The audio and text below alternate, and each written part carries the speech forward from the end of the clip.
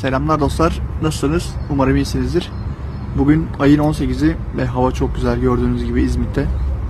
Ben de bu fırsatı kaçırmadım, dışarı çıkayım dedim. Annemle beraberiz. Annem, sen de kendini gösterebilirsin. Kameralar çıkmak istemiyor. Neyse bak, balı göstereyim size. Bal da yanımda, can dostum. Biliyorsunuz balı da. Burada masum masum oturuyor. Şu etrafı da size göstereyim.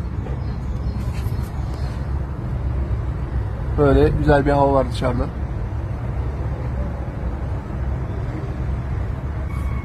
Dediğim gibi gerçekten güzel bir hava.